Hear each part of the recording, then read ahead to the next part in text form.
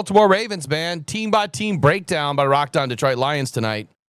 Lions at the Ravens on Monday Night Football. Here's your overall NFC ranking for the Detroit Lions right now. Ranked third. Overall record of 1-1. Division ranking are second or tied for second with the Vikings. NFC North record 1-1. On the other side, overall NFC ranking right now for the Ravens are first. They are only 1-1. They are second in their own division. NFC North record 1-0. 1-0. All right, let's get into the second one here. We'll talk about some of these numbers. And like I said, if I wasn't so stressed out going through all this stuff today, this would be done a whole hell of a lot better, but it's not.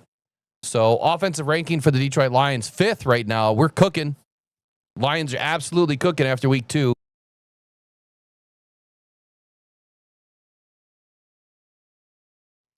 Passing rank 5th, rushing rank 15th, scoring offense ranked 3rd.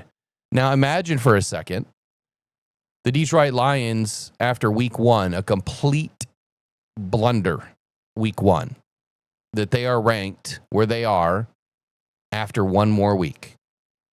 Could you imagine if we had 2 week 2s back to back? They'd be ranked number 1 in everything. Offensive ranking for the Baltimore Ravens, 11th. Passing rank, 23rd. Rushing rank, they are 5th. And scoring offense, they are 1st. Here is my initial take on these rankings as you look at them. Okay, if you were to go one by one here, the Lions have an edge on the first line. They have an edge on the second line. Ravens have an edge on the third line. And it's pretty much even on the fourth line. So it's obviously an edge for the Detroit Lions. I believe the passing rank for the Ravens is what's going to be their Achilles heel in this game. I wholeheartedly believe that the Lions are going to get after them.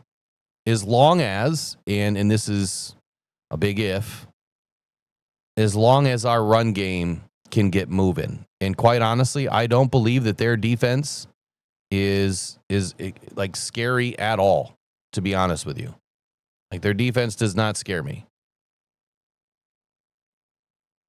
But your Detroit Lions are putting up 378.5 yards per game, 267 of which passing, 111.5 by way of the ground, and 32.5 points per game. The Ravens, on the other side, they're a touchdown better, 40.5 points per game, putting up 30 more yards on the ground, and that's because they've got a running quarterback and Derrick Henry, which Derrick Henry did not have a good game last week. Passing yards, 196. Total yards, 337 a game. Lions have the edge here, too. I mean, look, if we were to give the ball to Jahmyr Gibbs just a couple of more touches, he'll probably gain 30 more yards.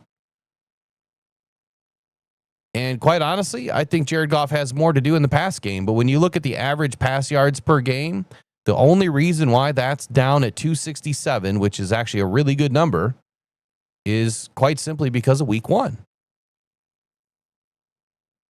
Now, when I do this next week, and we get into this, there's going to be about 10 more of these graphics. And then in between, we'll be talking about each one. But I got interrupted tonight, so that's all you get for graphics for tonight. It'll get better, I promise you. Things are going to be getting better as the season goes on.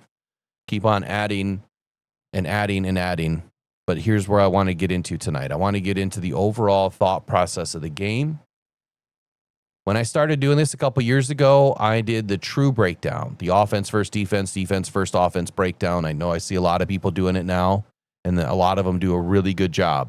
But there wasn't really anything out on YouTube when I started that gave a true breakdown of how the Lions offense can take advantage of a defense or the defense take advantage of an offense. What you usually hear out there is some stats like I just gave you, and that's about it. Maybe a prediction or two, but never really going into the scheme, and maybe what you see on paper is a whole hell of a lot different than what you see in the game. And that's where I tried to bridge that gap, was trying to give you a little bit of both. And then we kind of just went away from it. because one, timing, I didn't have enough time. And two, just going through a lot of medical crap. I just didn't have the energy to do it. I'm slowly getting back. But now, tonight, because this is such a big game, I really dove in, spent a lot of time trying to put some things together to kind of give you an idea of what I think is going to happen. So I want to start with Lamar Jackson. And I don't know if I'll be able to take calls tonight. I'll certainly try. I'm not going to be here forever. But Lamar Jackson versus the Detroit Lions and the rush plan for the Detroit Lions. Baltimore's week 2, they really showed their vertical timing is already in rhythm, quite frankly. Lamar has been creating explosive air yard TDs while still punishing undisciplined defenses on the edge. And I'm going to emphasize the word edge a lot tonight because Lamar's current rhythm on 10-plus yard throws, plus his designed or unscripted run threats, they really stress a defense's edge integrity and the second-level run fits. The Detroit Lions, in my opinion, they should probably keep these rush lanes disciplined if they know what's good for them, and force the on-schedule throws by Lamar Jackson, right? Not off-schedule. It's the off-schedule stuff, the unscripted stuff that hurts a team, any team, against a dual-threat quarterback. So keep these rush lanes disciplined. Force the on-schedule throw. It's just one misfit, right, or one lost rep that translates into chunk plays, quick strikes, 6 points. Can't happen. You cannot allow this to happen against Lamar Jackson, but guess what? It's going to happen. I just hope that it happens one time less than the Detroit Lions are available to score. When you start to really break down what Lamar Jackson and the Baltimore Ravens do well, let's start with the scramble drill and the scramble drill explosives. Because Baltimore's wide receivers, whether it's Flowers or Bateman or Hopkins, they really excel at breaking deep when they see that Lamar is trying to extend the play. And that is where Detroit has problems. If they don't stay up over top, they give up the bend but don't break underneath. If they stay underneath, they give up the huge gash play over top. At least that's the Lions of 24 and 23. What are we going to see in 25? DJ Reed has a potential knee injury. Kirby Joseph is still suffering from knee soreness. Terry and Arnold has not really bounced back just yet in 2025. So what are we going to see? That's the biggest question. But they scramble well. So maintaining this mush rush, if you will, collapsing the pocket evenly without creating escape alleys for Lamar Jackson and limiting those second reaction shots, that's the goal. But how do you do it? Right? How do you do that against Lamar Jackson and the Baltimore Ravens offense? It's easier said than done. I think Dan Campbell said something similar to that today. Easier said than done. How about the play action boot game for Lamar Jackson? This is a big part of what he does. Harbaugh and that staff, that offensive staff, they really love to fake the outside zone and then roll Lamar to the opposite side, right? If the backside edge doesn't stay home against Lamar, Lamar has a free edge with run-pass options in front of him. Let's not forget about the RPO, right? And the ability of Derrick Henry here and how much of a nightmare that's already going to cause Aiden. But let's also not forget about Jaden Daniels in last year's game in the playoffs. What did I say? You cannot blitz the RPO. Can't happen, shouldn't happen, better not happen. And if you do it, you better do it the right way. It's that simple. You can't do it unless you do it the right way, which means you don't sell out. You don't put everybody, and you don't put them into a zero blitz situation. You're just asking to get punished.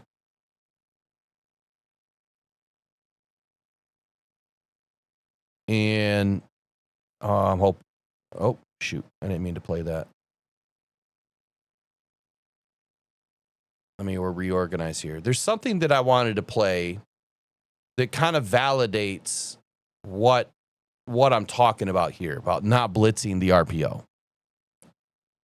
And matter of fact, it was just said by Chris Long on the Greenlight podcast. And he gave me a little bit of validation on something that I've been harping on since before that playoff game, and obviously after that playoff game. And then this just popped up today, and I'm like, wow, thank you. Thank you for finally saying what everyone needs to hear. Let me just try to get it dialed up. Do not blitz the RPO.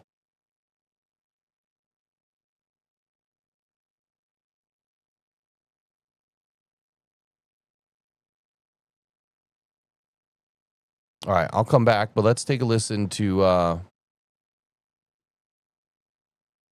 Mr. Chris Long here. Hopefully you have audio. Let me know if you don't.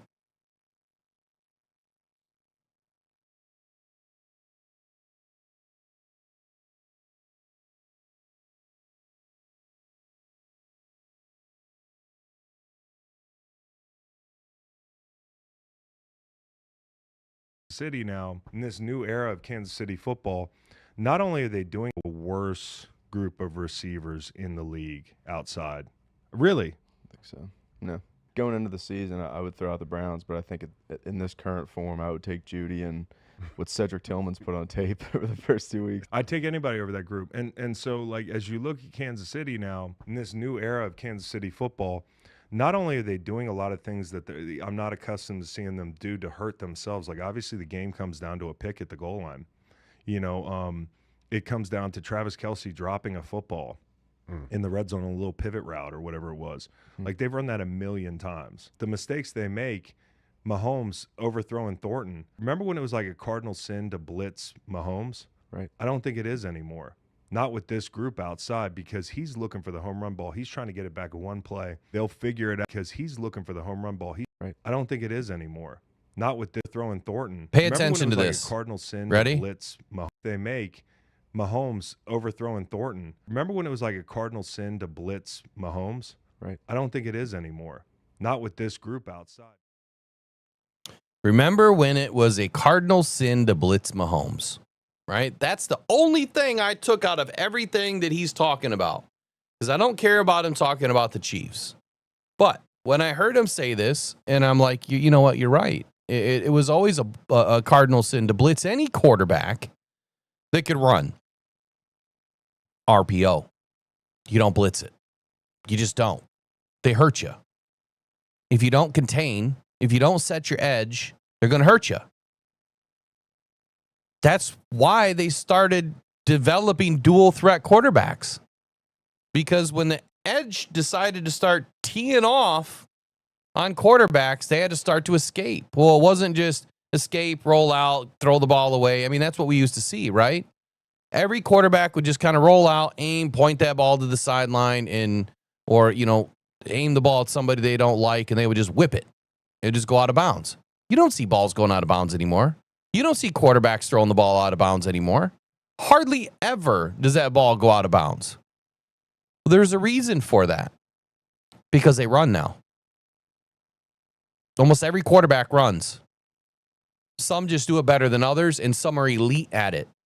Mahomes was elite at it when he first came into the league. Lamar was elite at it when he first came into the league. He's still pretty elite today. So the whole point is, if you knew 5, 6, 7, 8 years ago, don't blitz the RPO, why the hell you blitz in the RPO, Aaron Glenn, right? Can't do it against Lamar Jackson. That's where I'm going with this. That's all I'm trying to say. So the fact that we have that situation brewing, I'm hoping that Calvin Shepard is smart enough, and I'm sure he is, don't do it. The contain game is what needs to happen in this game. It has to be Detroit's defensive line plan. And it starts with rush lanes over sacks. Assign each rusher to a lane, right? They get their assignment. You know, they run a gap and a half scheme. So you assign a rusher a lane and then a depth target, right? Your landing spot, right? Your landmark. Find your landmark. Avoid crossing faces unless a spy is in place, right? If you cross over someone's face and your back's turned now, you're exposed. So you have to have a spy in place if you're going to plan on doing that. Number 2, the two-edge discipline. Both Aiden Hutchinson and Davenport, if he happens to get in, or Muhammad, whoever's on the other side this weekend or this week, they must keep outside shoulders free to force Lamar inside. So my microphone is the tackle, right? My outside shoulder needs to be over here. Not over here on the inside, not straight up, over here. That's where I need to be. That's where I need to live, with a nice long arm stab. And I'm not the one getting steered. I'm the one doing the steering, right? And then you have to do something that I call interior mirror. You have to mirror the interior. Reader, Williams, collapse the pocket, but you get to Lamar's depth, not deeper, right? So you're mirroring that quarterback. If you get deeper, right, then you're not going to prevent the step up. If you mirror Lamar and you get to his depth, he can't step up into the lane, right? He can't step up and make a pass. He can't step up and break free and break contain. Mirror the interior. Then you have to have some spy integration in this game. Jack Campbell, Brian Branch, I think both of those guys will do just fine. But just about any of our linebackers and Brian Branch would do just fine. And I would do it on a delay at times, right, when it calls for it. But a delay spy, once that pocket starts to compress, that's when, you know, either you're going to send somebody or now you're spying on Lamar because you're expecting him to try to escape. So you have to use a little bit of integration here with the spy. Let me talk about some key matchups, right? So there's a lot of key matchups in this game. And quite frankly, Aiden Hutchinson is the first player I'm talking about in this game. He's the one that I'm most worried about in this game. And quite honestly, I'm hoping that Kelvin reins him in a little bit. He's wanting to make plays, man. He's wanting to get sacks. He's wanting to, you know, be that comeback player of the year. You know, his motor's just always running. But this is about winning football games, man. This is not about your stat lines. Aiden, and I had another video dialed up. Let's see if I have it right away. Talking about just that on how. Oh shoot! I'll work on that for tomorrow. Talking about how this team is disciplined and how this team is. They don't care about stats, personal stats. Their number one goal is wins. And Sam Laporte has said it best. So I'll dial that up for tomorrow. Aiden Hutchinson, okay? Usual inside counter move. His usual inside counter move is what I'm trying to say. It could open the C gap for Lamar, right? It's like open up a freaking can of tuna. It's just wide open. It smells awful. He opens up that C gap. Once you do that, Lamar is going to roll left. If he rolls left, he's going to get free. Number 97 needs to rush what I call the half man. He needs to keep that outside leverage and collapse the pocket gradually. Now, this doesn't mean slow motion, right? You're still moving full speed, but you're moving with intent. Remember what I was just saying, that left shoulder needs to be the outside? You're rushing half man. That's what it is. I'm on half a man. I'm not straight up, right? Where you give that tackle more of an opportunity to, I guess, take in your rush, right? You know what I mean? Like kind of slow down your rush. You lose the rush integrity whenever you're straight up. You need to get leverage, left or right. This time it's on the left. Stay to the outside. So you rush this half man, which emphasizes attacking only half the blocker's body, either inside or the outside shoulder. This reduces, like I was saying a minute ago, like the surface area that the blocker can use against you. Force that blocker, to potentially turn his hips, right? If he turns his hips, Now you've got a lane at the quarterback. And you've got a lane also open for Lamar. When we watched the Davenport sack a few times, what did you notice? Right? Davenport, he got a little vertical, but he did not get deeper than the quarterback. If you go back and watch that play over and over and over again, he mirrored the quarterback. He didn't get deeper than the quarterback. He got that tackle to turn his hips, and as soon as he turns his hips, he was gone. He was in. That's a smart rusher. Davenport is a smart edge rusher. It reduces a lot of escapability for Lamar. But you force that blocker to turn his hips and for the rusher to then maintain control of the rush lane. You're not opening up an escape hatch for Lamar against, I guess against most quarterbacks. Collapsing the pocket as fast as possible is really the goal. In this case, it's not as fast as possible. It's as even as possible. It's just, right? You're all working together.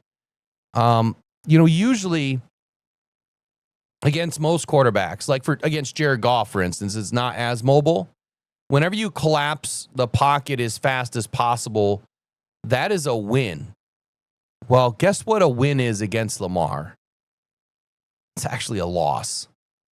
When you collapse that pocket extremely fast and it's uneven, Lamar has a hole. He has an escape route. And that's why so many teams lose to Lamar. Because they're too concerned about getting to the quarterback first. Just get there at the same time as everybody else. And he won't be able to go anywhere. Or he's going to be forced to throw the ball downfield into Kirby's arms. Lamar is averaging 7 yards per scramble through 2 weeks. Almost a first down every time he scrambles.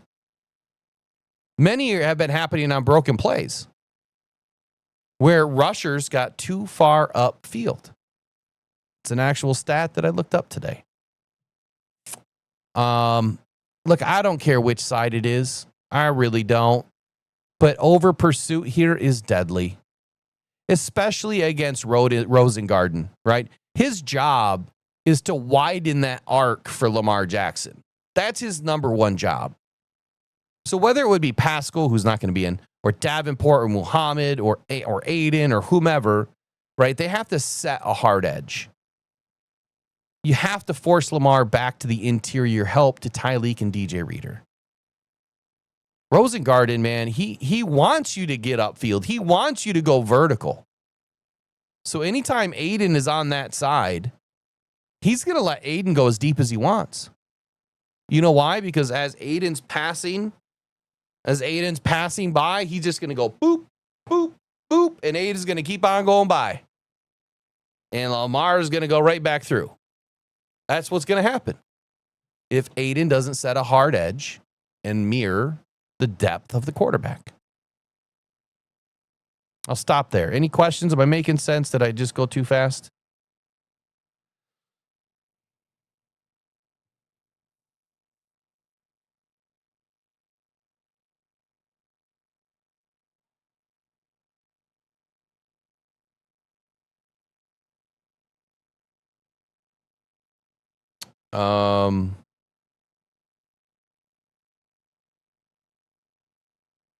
What are we talking about? Blurry, loud and blurry. What does that mean?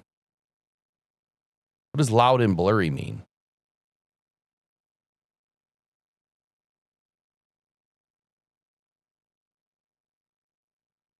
I'm not sure what that means. All right, keep on going then. Jack Campbell. No, I'm sorry. Designed quarterback runs in the read option. So Baltimore will run the zone read, power read, quarterback counter. What else? That's about it. Now they run more, but that's really the main three. If the edge crashed too fast here, or too hard here, then Lamar, he's going to hit that perimeter. And that's where you're going to see plenty of yardage. He's going to take all of it. The contain forces the ball to go back to Derrick Henry. It forces him to give the ball back to Derrick Henry, letting the Detroit Lions linebackers, really start to fit downhill. That I know like Derek's not a good option either, right? I mean, it's pick your poison. I'd rather have Derrick Henry than Lamar Jackson. Derek's just as fast, it seems like, but you'll have more guys able to corral Henry than I think you're ever going to be able to get around Lamar at the same time. Oh, I got you. So you're loud and blurry. I got you. Okay. You might be blurry. I'm not blurry. I don't drink. Jesus. How about Jack Campbell versus Derrick Henry? Like, this is the matchup that I can't wait to see. How is Jack Campbell going to respond in this game? Now, Jack Campbell, if he closes that crease a little bit early, it's going to keep Baltimore behind the sticks. It's also going to keep them out of their best RPO and their best play action shots. So I want to see Jack Campbell kind of have that read, reaction, go. Two-way go, whatever it is. Henry remains a run game centerpiece no matter what play it is. As long as he's on the field, he's a centerpiece, right? Baltimore really leans on him to set that physical tone. But guess what? Jack Campbell's, 6'5", 255? Like, he can set his own tone. We got a big physical linebacker in there in the middle of this field. And he needs to thump Henry a few times to make him understand, like, you ain't coming through my box, dude. It's not happening. But I also want to see some extra guys. All right. Today's press conference. I know Maureen was in there because she kept posting the bees in the live chat. You know why she was posting the bees? Because Dan Campbell was talking about my defense. All right? Did you guys hear him talk about population? Getting population to the ball? So that is a sophisticated terminology and a sophisticated word, sophisticated talk path, because he's a very sophisticated coach. That is exactly what a hive defense is. It's just a bunch of bees buzzing, man. Just buzzing to the ball. That's all it is. They use words like population, right? Census, people, players, guys, bodies. I use hive. So that's what he was talking about. It's the same defense that I was talking about, well, very often, but even before we started talking about Lamar, is I said this whole week that, man, you've got to utilize the hive defense, especially with Caleb Williams. It's the same thing. You have to have multiple hats on the football. You have to have multiple hats around the football. Right? You need three, right? You need three. You need each boundary covered and the center. So if you've got three guys coming and converging, that player shouldn't be able to go anywhere. That ball carrier shouldn't be able to go anywhere. Whenever you have three converging, there's no way that he can go anywhere. If you have two, there's still a hole. And if you have one, well, you better be really good. So Jack Campbell, I want to see him get his hat on many hats this weekend, but I want to see him, or this Monday, but I want to see him do it with guys like Amik Robertson and Grant Stewart and others right there with him. How about Amik Robertson? How about Amik Robertson on Zay Flowers? This is a big matchup of Monday night. Big matchup. Flowers is what I call Baltimore's jitterbug. Like, this dude is about it. He's dynamic. He's a separator. He's dangerous on the whip routes. He's dangerous on the crossers. He gets yak. And Amik's just going to have to trigger downhill. He's going to have to pattern match inside the slot. And he's going to have a critical opportunity and a critical job to stop the yak. You got to shut it down. He has to be, on these first read rhythm throws, he has to be there immediately. Robertson has to disrupt the timing. I want to see him get up there and jam this guy a little bit, but man, is Zay Flowers quick. Then you have to rally to the tackle space, right? Stick to your guy, disrupt the timing at the stem of the route, and then you have to rally to the tackle space. Grant Stewart, I'm pretty sure he's been playing in every game. He's just been primarily in special teams.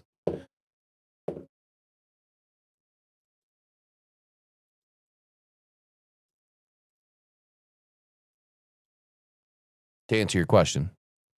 Terry and Arnold versus Bateman. This is a big matchup, obviously, for TA. He has not looked great just yet, but I think he's done some good things. Okay. Bateman's intermediate dig routes are I think, where he punishes those soft zones quite a bit. The Lions did something in week 2 that I absolutely loved, and you guys heard me talking about it consistently. It was zone, it was man. It was zone, it was man. We were pattern matching really well. And this is no different in this game, man. We cannot sit in single high safety. If we sit in single high safety and go man against Lamar, we are screwed. I'm just telling you, we're screwed. We have to sit in some zone, especially against the RPO, especially against it. Look, if TA can hold up without a double or a bracket in this game, then it's really going to help free up some of the safety resources. And that will kind of cap Lamar's explosives over the top, right? Allowing Branch and Kirby to hang out over the top and keep everything inside. We don't get any big balls over 20 yards. Preferably, I don't want to see any over 12, but there's bound to be 1 or 2, right? We'll give him 1 or 2, but that's it. Can't be any more than that. DJ Reed is a concern. He's going up against DeAndre Hopkins, a complete mismatch. Hopkins is still a master of body positioning, even at 33 years old. Contested catches, it's what he does, man. D-Hop is D-Hop for a reason. Reed's physical press and route squeeze, I think it's going to be tested big time. Big time. Especially on the back shoulder throws. DJ Reed just doesn't match up well there. He really doesn't. Look, D-Hop always has late hands. DJ Reed's a small dude.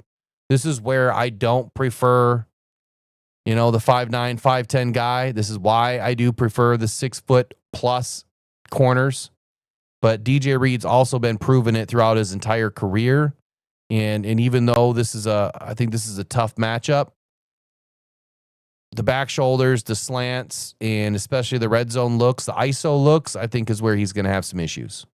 So hopefully he can get some help over top. If you're in zone, right? If you're in zone. And then there's Kirby Joseph, right? Brian Branch too. But Kirby Joseph on Lamar Jackson in these deep intermediate routes, I think that the post safety angles and the overlap on the post crossers are the difference between pass breakups this Monday and explosives.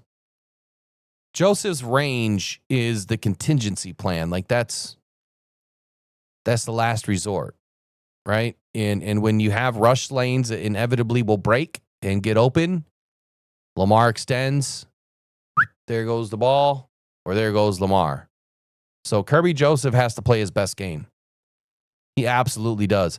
But Calvin Shepard needs to put Brian Branch right inside of Lamar's breadbasket. Like, you need to make his night not easy. Forcing it's funny when you say let's force Lamar to the area that he doesn't want to go to on the field. There's no area that he doesn't want to go to. He doesn't care what side he goes to at all. He just prefers to throw one way versus the other. When he goes the other way, he just runs. So if you are short fielded and you don't have anybody on that side of the field, that's a huge mistake. Hence the reason why you have to keep those edges locked up, right? You have to keep them locked up. What's that song by, what's his name? They Got Me Locked Up. What's that song? That needs to be the song this weekend. That's right. Riley says this is going to be an epic win. It's going to be an epic win. It absolutely is going to be an epic win because we're going to win. And that's epic. It's always epic when the Lions win. Akon, there you go. Akon. I think I asked you guys that last year too. No, I'm not going to sing it. Let's get into the Lions offense versus the Baltimore's defense. This is where things get fun. It's where things get interesting right after this. Game time. I'm Detroit, and you found the right place for the latest Detroit Lions news. So hop on in and take the ride to Super Bowl 60 with Rockhound Detroit Lions. Join Will Rock, Eric Rintamaki, and Riley O'Brien today on the Rise and Grind Morning Show. Good morning.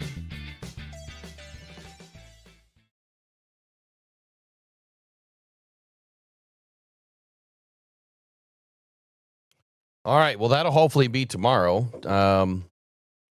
Yeah, I had a rough day today, by the way.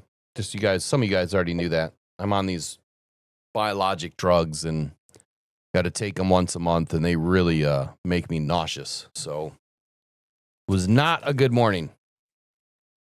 I tried to get on this afternoon. I did get in the studio with Eric for a little bit. He was feeling better for a moment, and then he just got real sick again. So doubtful we'll see him this week. Doubtful we'll see him this week. Hope he's doing well. All right, Lions offense, man. Look, this is a game that has to continue the way that they left week 2. They have to do the same thing. They have to rinse and repeat against the Baltimore Ravens. Look, the Lions' diversified run and play action menu, I mean, it looked not only fully operational in week 2, but it looks like they added some pages to the menu. You know when you go to a restaurant and they have a menu that is just so big you don't know what to choose because they put too many damn options in front of you? That's kind of what I view this offense as. You can go to any game, any team, and you have so many options that they don't know what to stop first. But you have to be willing, John Morton. You have to be willing to open it up a little bit. And he did that in week 2. He has to do it again. We cannot get stuck in this dink and dunk. And I'll talk about that in just a moment too. But look, the explosive rate was on display. The pass pro was holding up in week 2. Man, just explosivity everywhere. And they got to maintain it here in week 3. So let's talk David Montgomery, Jahmyr Gibbs, and the Ravens run fits and overhangs for a moment. There's some league-wide chatter going on. There's analytic chatter going on. Some chatter flags, I guess we'll call them, that a relative soft spot in Baltimore's run defense happens early in this game. And there's a soft spot in their defense early, period, which sets up the Detroit Lions play action. And so if we can get into our own little world that the Lions love to get into, which is play action, and if the Lions start to get 4 to 6 yards, per carry early on the ground, on early downs, Jared Goff in his immediate dagger routes are going to open up, right? Amon-Ra is going to open up exactly how they waxed. I mean, just waxed Chicago. And how the Lions can open up things early in this game, I think it can happen the same way. 31st ranked pass defense. Sounds similar, doesn't it? Sounds like the Lions over the last couple of seasons. The difference is their defense it doesn't scare me at all. There's just really not a whole lot on this defense that I'm worried about. Maybe I'm an idiot. I just don't see it. So the whole point of that, if our run game is working, we can get into that play action menu, and then John Morton can open it all up from there. Jared Goff and continuing on with the play action window versus Baltimore safeties. Why this matters is because the Detroit Lions had 7 20-plus gains, 20-plus yard gains in week 2.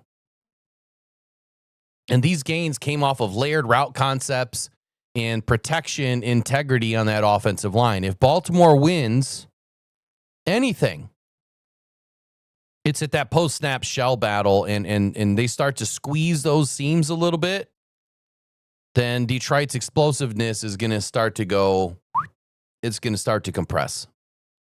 The drives start to get longer. You go from a 3-4 minute drive to a 6, 7, 8 minute drive.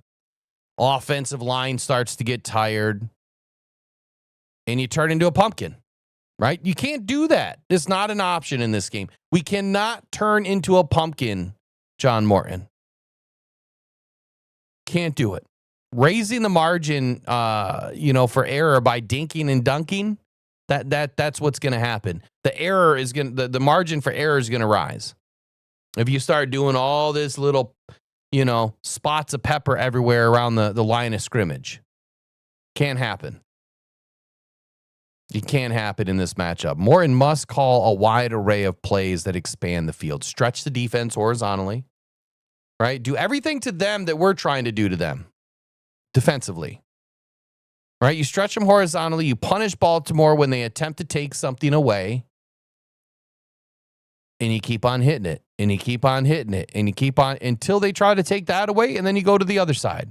And you keep on hitting it. Don't try to do one thing and then it doesn't work. And then you say, okay, well, I guess we got to hand the ball off 15 times in a row. Well, I guess we got to throw all these little short, 2, 3, 4 yard passes. Can't do that. You've got to stick to your guns. And that is going up top. That's spreading the field. It's using the speed. Do everything that you did against the Bears, right? As long as the defense allows it, and it should, and be okay. Red zone decision-making is huge in this game. And I think it's huge in every game, right? But in this game, it's even more of a concern for me. The metrics to both defenses this early into the season, I think that it would imply that both offenses are going to move the ball. This could be a boat race. I started talking about it a few days ago. And funny as it is, this morning on Dan Campbell's press conference, someone asked him about that. If he felt, this was going to be a high-scoring football game. And Dan just said, hey, if it goes to that, we'll be ready, Not a direct quote, but look, the red zone in this game is going to decide who wins. Flat out. Here's the question. Is Dan Campbell going to take the 3? Is he going to take the 3 points, or is he going to go for the W in this game? Should the Lions get into a 4th down situation deep into the red zone against the Bears, if you remember, the Lions decided to kick a field goal at the 17-yard line. Now, thankfully, we already had some points on the board, and we scored a lot of points after that. But this is where, this is a game where I see Dan Campbell, or I should say Dan Gamble, to come back to play. I think he's going for it in this game. I'm not saying hedge your bets, but I'm saying hedge your bets. I think he's going for it. I don't think he's taking the 3 in this game. I don't know why you'd want to, because especially if you don't get an opportunity to score again, right? Or to get that deep into the red zone, well, how do we fix that? I'd say that there's a slight Detroit edge in the red zone, to be honest with you. I mean, when I look at the metrics and watching a little bit of what Baltimore's done, the success that they've had, they've scored 10 touchdowns already. Baltimore's allowing a red zone scoring percentage right now of 78%. Rounded up, 78% to opposing offenses. And the Lions scoring in the red zone touchdowns at 63% or 64%. So I think that there's a slight edge here to the Lions. They're giving up 78. We're scoring touchdowns on 64% of red zone trips. Shouldn't be an issue, right? If a stat tells you everything, which it really doesn't. I want to see Morton dial up some red zone shots, though. I'm not going to bank on the red zone. I'm not going to bank on scoring from the red zone. I want to see some shots early from outside the 20-yard line. You start peppering that end zone from the 23, the 25, the 28, right? With the bounty of riches that you have at your disposal right now, there is no reason why you're not sending Laporta, Tesla, Jamison Williams, or all three, right? They're all mismatch or matchup nightmares or problems for Baltimore in this game. Waiting to get deeper into the red zone that allows Baltimore to then tighten up the defense? Why would you do that? Right? Baltimore's home noise, home crowd, right? Deep into their territory, condensed field. Why would you allow that narrow window inside the 20? I get it. The Lions have an embarrassment of riches. You feel confident. But why not take advantage of a wider field? Why not take advantage of the players that you brought in to get downfield, to get into the end zone, to go up and get some balls? If the Lions stall out in the red zone, well, that is where the Ravens' ability to score and Lamar's ability to scramble, that's going to amplify every time the Detroit Lions, if they fail to capitalize inside the red zone. Look, this is a prime road game. Field goals versus touchdowns. What do you prefer in the red zone? Well, I'll tell you what's going to win. And if you take field goals over touchdowns, you're not winning this game. Not early. Maybe late if you have a lead, a good enough lead, and you have some time on your hands, or the time is on your side. But you have to score. And you got to score often inside the red zone. So that's your matchup. That's your keys of the game for the Detroit Lions and the Baltimore Ravens here on Monday Night Football in Week 3.